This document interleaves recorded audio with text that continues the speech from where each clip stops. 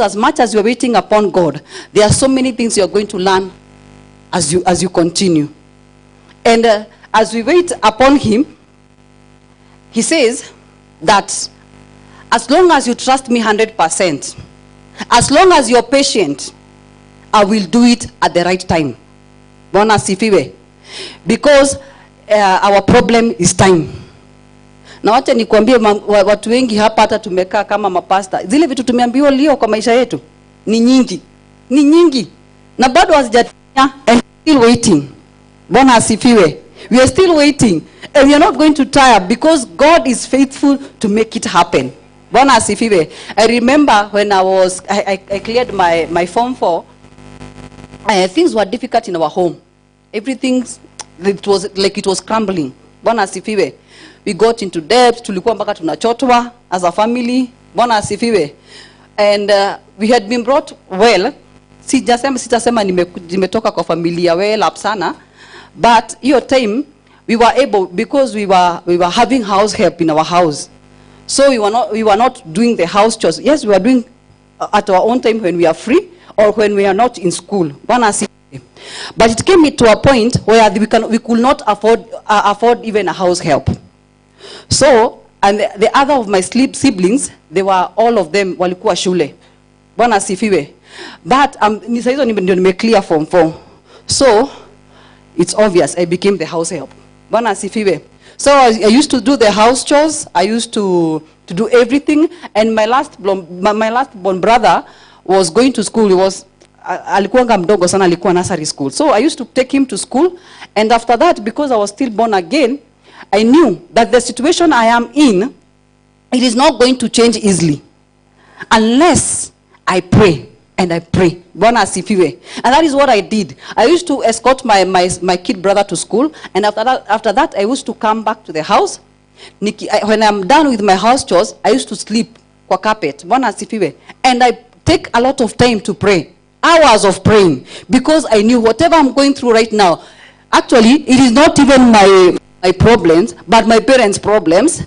Before they wamalizana na problems zao, and they come to mine, because by that time I had joined college, but sikuendelea kwa sababu ya pesa. I just did a certificate, and that was it. So I asked God, what is going to happen now? Because I want to go back to school. My friends are in school. Bwana asifiwe. I'm the only one who is at home. But I did not mama, and that is how that is one thing that most of us do. When we are waiting upon God, tunateta sana, and we start complaining so much. In an extent, we are giving up. Bwana asifiwe. But in that situation, I did not mama. I did not ask God anything, but I reminded Him what He has done for me. And that is one thing I want you to do. As much as you're waiting upon the Lord, can you remind him of so much that he has done to you? Because kila mtu wetu, there's something that God has done for you. Bwana asifiwe. Can you remind God of his faithfulness? Can you remind God where we have come from? Can you thank God even for you being alive? Bwana asifiwe. There are so many people who are in the hospital beds and they have reasons to complain. But you're okay, you are healthy, and you're still murmuring. So, I made sure sijamama.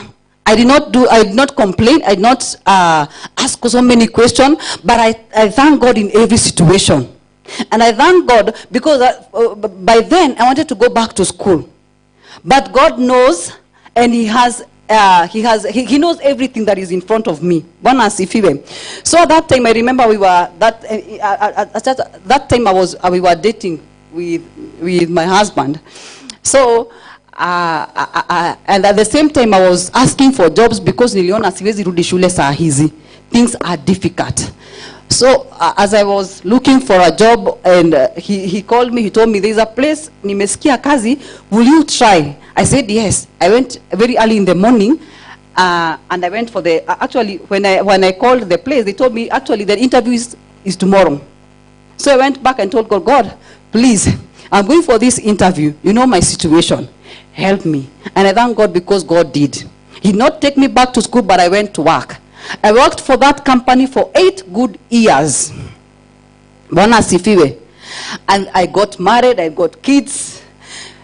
And what I was asking God for, he did not deny me, because he wanted me to go to school. And finally, I'm back to school. This year I joined school, January. Bwana asifiwe. And I'm in my third semester. But, unaona hiyo miaka yote? There are so many years. Nimepata watoto watatu. My firstborn is 11 years. Bwana asifiwe. But God is still faithful.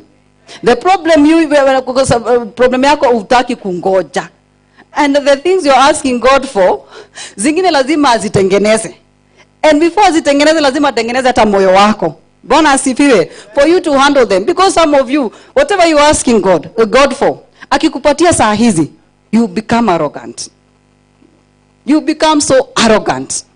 Because umeipata, you think that you have gotten it easily.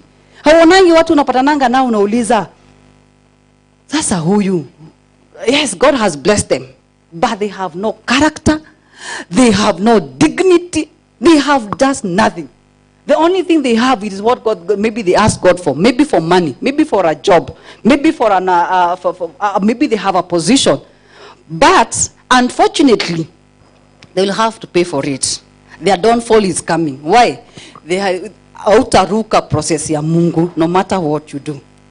I went back to school, but more than 10 years after, and I'm proud of it. I will not complain. And whatever I'm asking God now, I know he's going to give me at his right time. Because his time is always the best. Bwana asifiwe. I don't know what you're asking God for. I don't know what you've been going through. Maybe some of you are giving up. They are like, no, I cannot wait anymore. And you're planning to compromise. I'm here to tell you, please don't.